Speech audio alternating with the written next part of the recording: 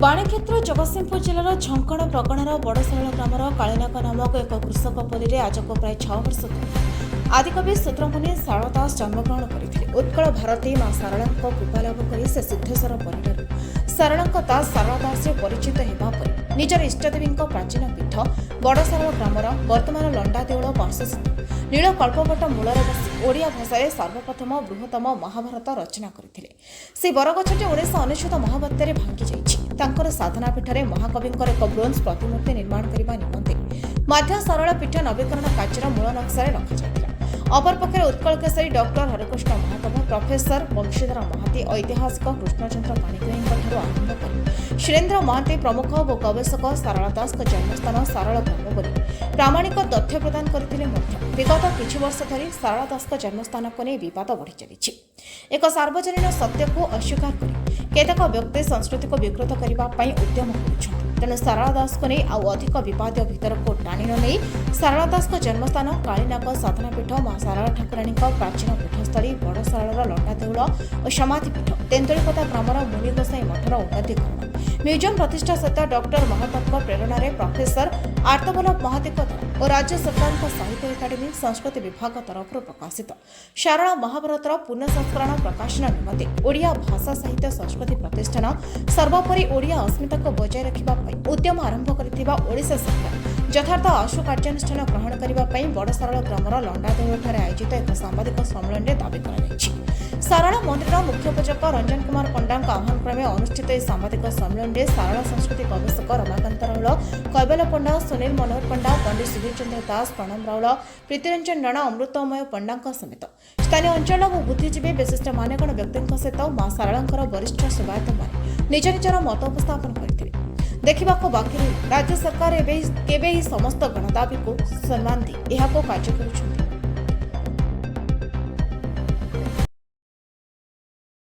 कार्य कर रमाकांत राउल सारला दासंकर जन्मपीठ यही झंकड़र सारल ग्राम एक कथा आमे कहूना ओडिशार इतिहास जो मैंने लिखिं डॉक्टर हरिकृष्ण महताब प्रोफेसर बंशीधर महांती कृष्णचंद्र पाणिग्राही ठार आरंभ कर सुरेन्द्र महांती समस्ते जे गोटे कथा को उपस्थापन कर दृढ़तार सहित प्रमाणित कर सारला दासंकर जन्मस्थान बड़साल ग्रामर कालीनाग नामक एक कृषक पल्ली रे एवं सारला दासंकर सिद्धस्थल हूँ जो नीलकल्पवट से यही लंडा देउल निकटर 1999 मसीह से बरगछटी उपुड़ी पड़ते आज भी किसी तार स्मृति रही एवं सारला ठाकुराणी बरपुत्र सारला दास जो महाभारत ताको ओडिशा साहित्य एकाडेमी बा संस्कृति विभाग तरफ आर्तवल्लभ महांती शुद्ध संस्करण छपा जाइतिला तार पुनर्संस्करण आ प्रकाश पाऊना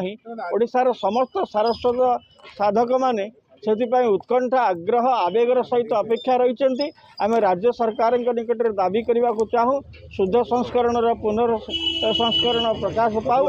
एवं ता सहित सारल ग्राम को स्वतंत्र मान्यता दि जाए जहाँ पूर्वर मंदिर मुख्य पूजक श्रीयुक्त रंजन पंडा कहते जे ये गोटे स्वतंत्र म्यूजियम करा जाऊ कारण ये समस्त ऐतिह्य यहाँ एक ऐतिह्य ग्रामर मध्य घोषणा करने सरकार यत्नवान हूँ।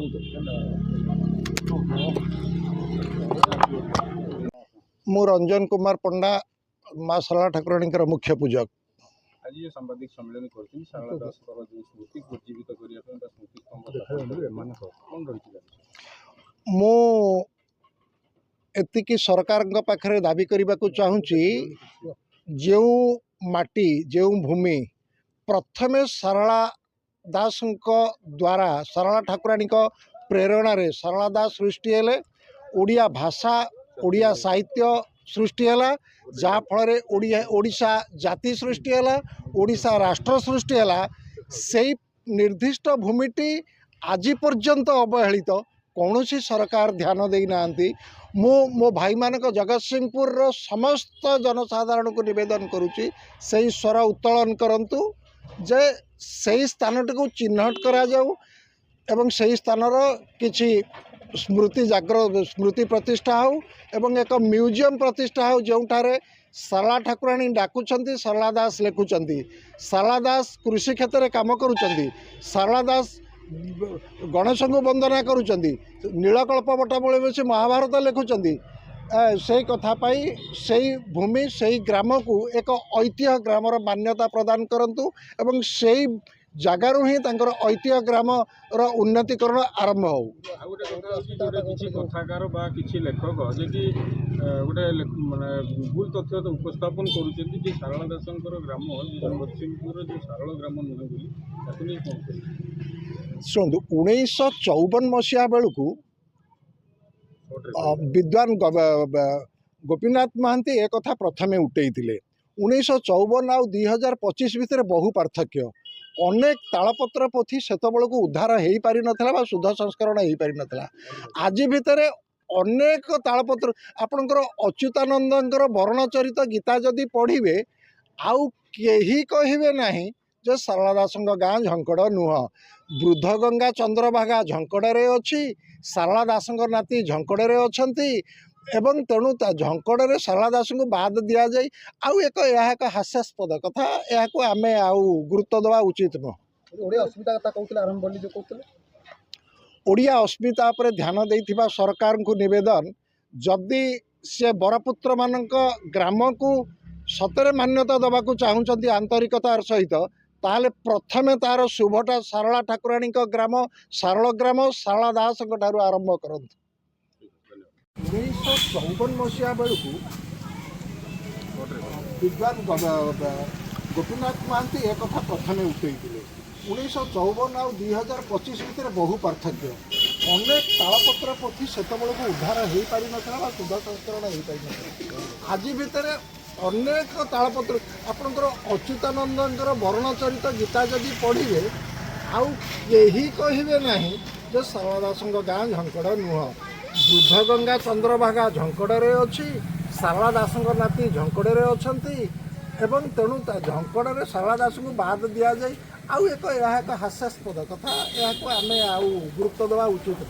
ओडिया अस्मिता कथा कहते आरंभ बोली जो कहते ओडिया अस्मिता पर ध्यान देथिबा सरकार को निवेदन जदि से बरपुत्र मानक ग्राम को सतरे मान्यता देवा चाहूँगी आंतरिकतार सहित ताहले प्रथमे तार शुभटा सारला ठाकुराणी ग्राम सारल ग्राम सारला दास आरंभ करंतु।